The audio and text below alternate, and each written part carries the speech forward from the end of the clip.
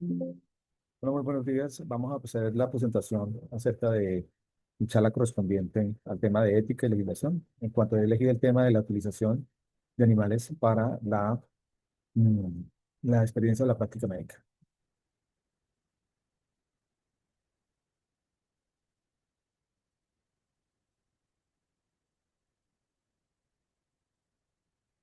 Básicamente, estamos viendo que la utilización de animales vivos para el aprendizaje tiene una serie de componentes dentro de los cuales tenemos las perspectivas y las regulaciones y los dilemas actuales que nos podemos enfrentar para representar este tipo de situaciones.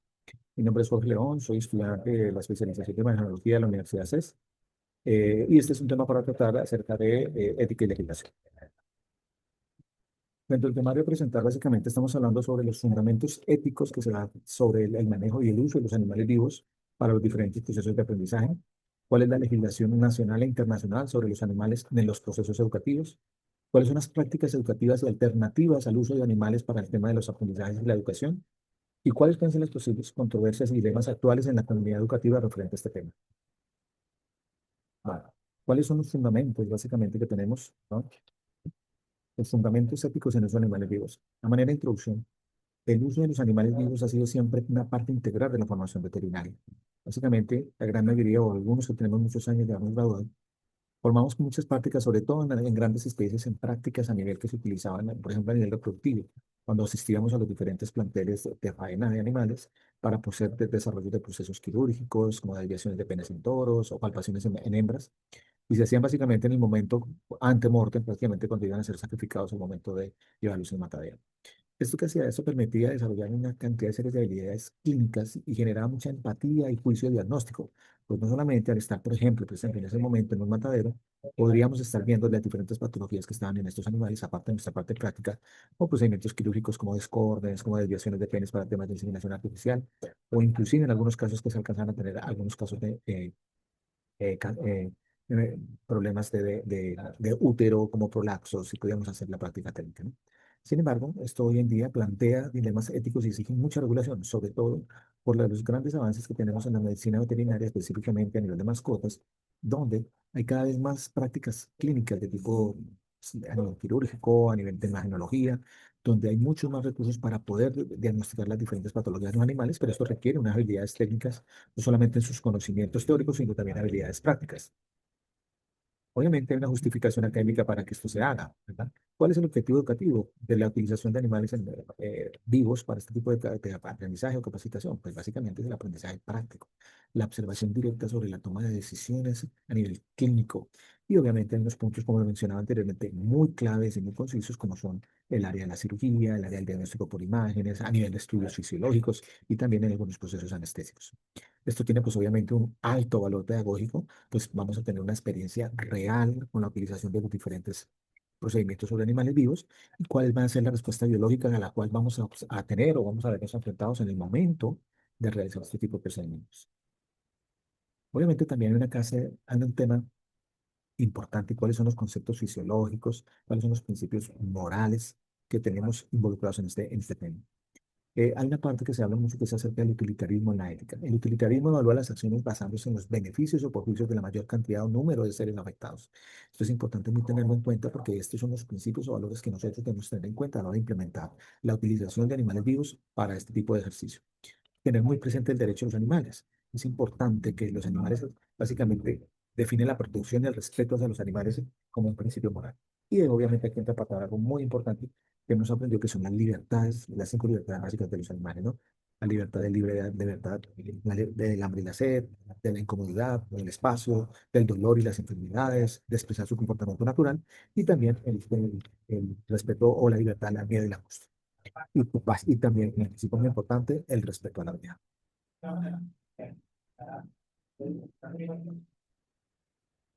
En ese orden de ideas también tenemos que hay que minimizar el sufrimiento del animal. Eso es fundamental. Nosotros durante el desarrollo de este tipo de actividades debemos tener muy presente esta serie de libertades que se hablan hoy en día muy fuertes a nivel de los animales en general. Y dentro de ellos está minimizar el sufrimiento.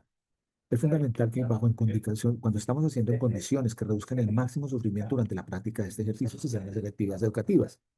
Podemos realizarlas o deberíamos poder realizarlas sin generar ningún tipo de sufrimiento al animal.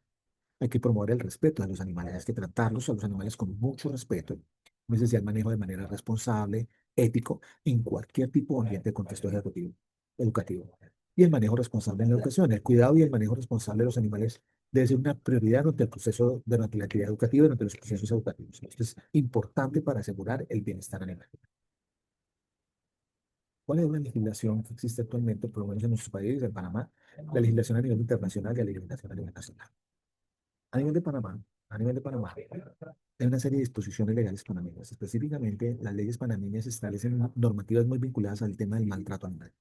Específicamente la ley 70 del 2012, sus artículos, en el capítulo 2, artículos 6 y 7, donde relaciona especialmente los experimentos con animales. No es muy claro donde se habla de los procesos educativos, sino habla de experimentos con animales e incluye básicamente también algunos, se puede dar a entender procesos de carácter educativo. No hay una norma específica educativa como tal. Las instituciones deben seguir con regularidad sus principios éticos y morales para el manejo de los animales durante los procedimientos básicos. Hay unos estándares en los controles estándares de bienestar animal. Se deben cumplir estándares del bienestar para asegurar la salud y seguridad de los animales en colegios y universidades basados en los principios regulatorios diferentes. A nivel de los acuerdos internacionales, la normativa internacional básica que habla sobre la libertad de los animales está liderada por la OMSA, por la Organización Mundial de la Salud, anteriormente la OIE, que reconoce y promueve las 5 libertades que anteriormente habíamos conversado sobre que basan la ética y la técnica del bienestar animal. Tenemos que tener en cuenta que estas leyes las habíamos ya platicado, estas libertades, perdón, las habíamos hablado anteriormente. La OMS reconoce desde el año de 1993 las 5 libertades y las cuales han sido reconocidas ya prácticamente por la gran mayoría de países y civilizaciones, como lo dicen las charlas que biblificamos, de cómo se tratan los animales a nivel habla mucho de la cultura de los países. Básicamente, desde 1993 se reconocen estas 5 libertades y también están incluidas en el Código Sanitario de Animales Terrestres y el Código Acuático a nivel mundial. Estamos hablando que las principales 5 leyes básicamente son las 5 libertades promovidas son libres de, los animales deben estar libres de hambre y sed y de nutrición, libres de temor y angustia, libres de molestias físicas, térmicas, libres de dolor, lesiones y enfermedades, tienen derecho a tener atención médica y la libertad para manifestar su comportamiento natural, que es una de las libertades que en menor medida se cumplen, pero se debe lograr cumplir a su máxima cabalidad. Dentro de en este punto, las justificaciones y críticas y el uso educativo que tenemos dentro de las justificaciones, pues definitivamente el aprendizaje práctico, como lo mencionaba anteriormente, el uso educativo ofrece experiencia práctica que facilita la formación científica y mejora el entendimiento teórico y práctico sobre los animales.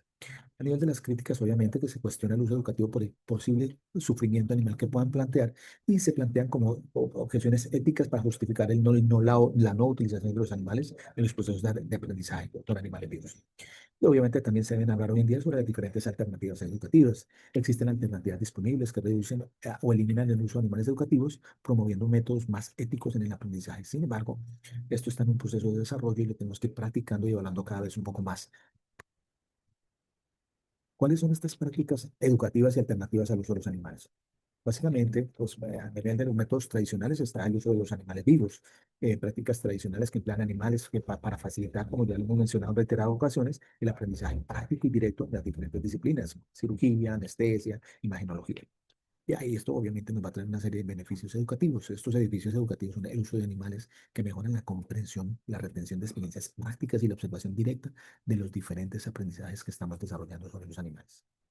Las implicaciones éticas y morales, pues básicamente se debe considerar el bienestar animal y la logística para asegurar las prácticas responsables y sostenibles en el uso de animales vivos para este tipo de capacitaciones y aprendizajes. Hoy en día se habla de diferentes tecnologías, ¿no? Como los simuladores digitales que ofrecen una experiencia interactiva que reemplaza algunas veces la práctica con animales, modelos 3D de manera realista que representan piezas anatómicas donde se puede trabajar o elaborar sobre ellas. Existe también la realidad aumentada con videos y capacitaciones que se pueden desarrollar para la implementación del aprendizaje. Y más recientemente la implementación de las diferentes aplicaciones, apps y la inteligencia artificial.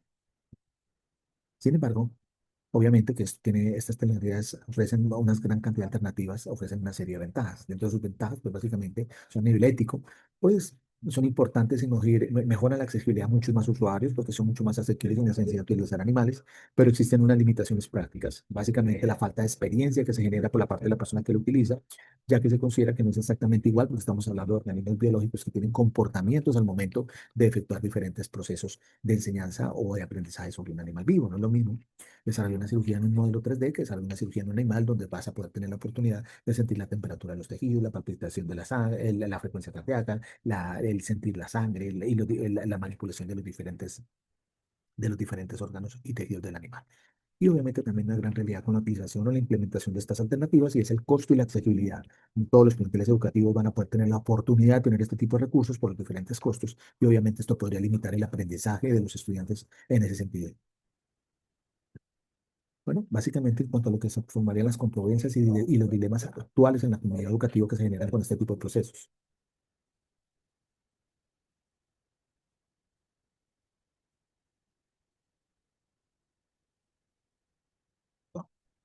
Se bloqueó la presentación por un momento. La necesidad, los debates éticos contemporáneos en ese sentido van básicamente a lo siguiente, la necesidad del uso del animal. Se debate si el uso de los animales en la educación es esencial para el aprendizaje o no, si es necesario o existen alternativas que sean más efectivas que el uso directo de los animales. También hay una serie de consideraciones morales. Se analizan desde el punto de vista ético sobre el bienestar y los derechos de los animales en los contextos educativos. Esto es básicamente un tema importante del que estamos platicando. Y se discute cuáles son los límites legales y sociales en torno al uso responsable de los animales en la educación. Y desde la perspectiva social, pues existen diferentes movimientos sociales que critican las posturas y hay una cantidad de posturas contrapuestas sobre la práctica de animales vivos en la educación.